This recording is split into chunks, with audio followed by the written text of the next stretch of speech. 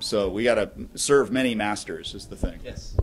I was just going to say, I appreciate your guys' like attention to detail, because even on the guns, while it is annoying for a GM to be like, all right, this guy has this type of 45, this guy has that. I do like that, you know, that gives you, you know, oh no, you pick up his, you know, his clip, but no, that's not your kind of gun. I mean, yeah, you could pull all the bullets out and put them in your clip, but you got to take the time to do that. You can't just be like, oh, got a clip, let's go. Yeah. You know, it's, I do like that element of realism. Yes, sir.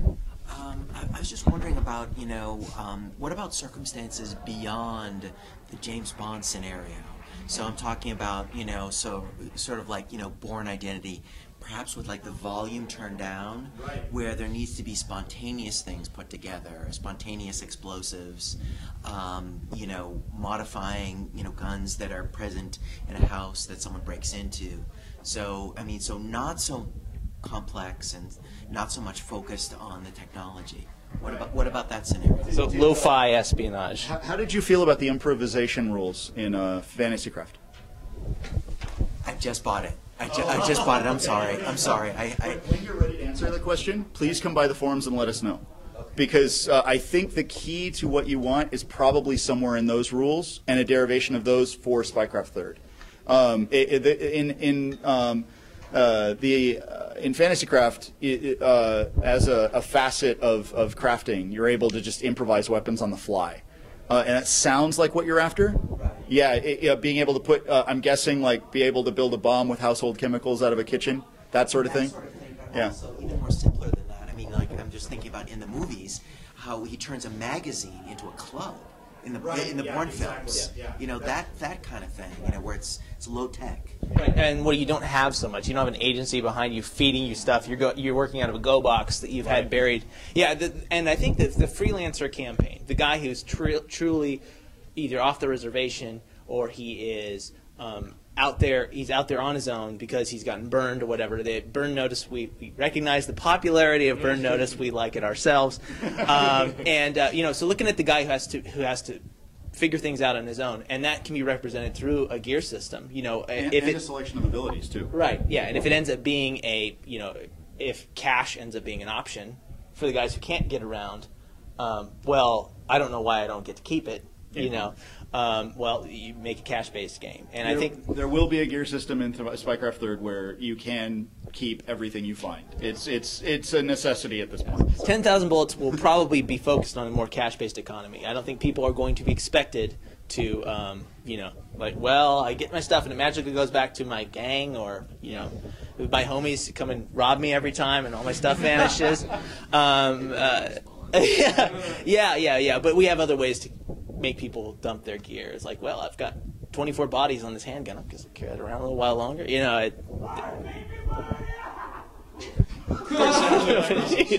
yeah, like that guy. So.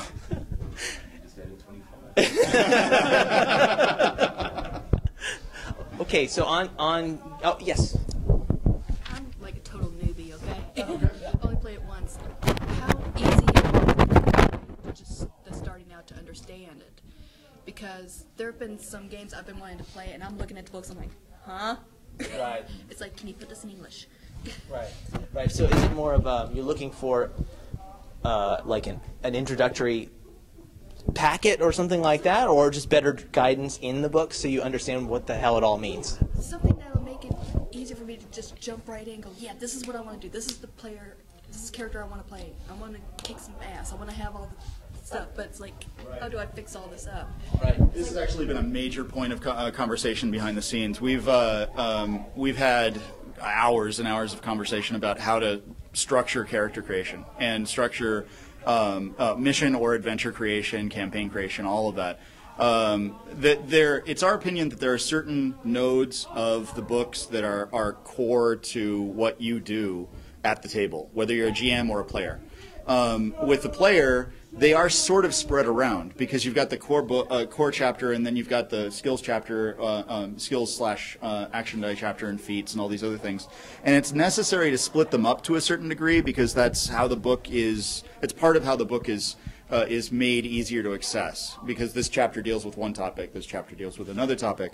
But the trick, and the thing that I think we've sort of not entirely perfected in the past, is packaging that in a way that's easy to grasp. And this time around, we're really doing everything we possibly can to make it really obvious as a GM. I sit down. How do I build how do I build the home office? As a player, how do I build my first agent? So you're going to see a lot more guidance about that. The chapters at the beginning of like 1 to 2 and 7 in the current book, whatever chapters those are in the final book, will look different. And we'd actually like to hear how you interface with the current book. If there are significant hurdles that you're reaching, if you're hitting a point and you're not really sure what to do next, that's the section we need to know about most, because that's going to be something that we're going to be eyeballing when we get to organization at the end. Right. Well, I'll tell you how I started with Spycraft back in 2002. I got Spycraft Lite. I don't know. It's a long time ago now, but it was a simple like primer that brought me in, and I saw it was all set up. You could do basic character building. You could kind of dive into the game, and it was really good to engage me. And so we have a high value on giving people a door. I think so you can get in. If you need to, can you play without a home office designed? I think the answer needs to be yes. Yeah. That's something that can come later, and it's not going to interrupt. If you want to add that layer of complexity, or you want to leave it all undefined, you can. But some sort of default option you can pick up and go with. So it's a really good piece of feedback. Right, absolutely. So on that topic, and again, we've talked about gear. If you guys want to skip back, if we missed you on something, if there's a topic that you wanted to get in, it sounded like you had something on gear. But on this, another question out to the crew. If anybody has anything that they want to say, like, I find this part of the book hard to understand, I find this part of character creation hard to understand, whatever, we need to know about that. So feel free to tell us now. And one other thing that I'll point out, we're going to be taking ideas all weekend long. So if you miss something tonight, don't sweat it. Write it down. Come to us at the booth. We'll take the idea there. It's booth 320C in the Studio 2 block. So doesn't help the folks at home. However, if you have ideas, come to our forums and post in the Spycraft third forum. We'll set up a little place for idea submissions.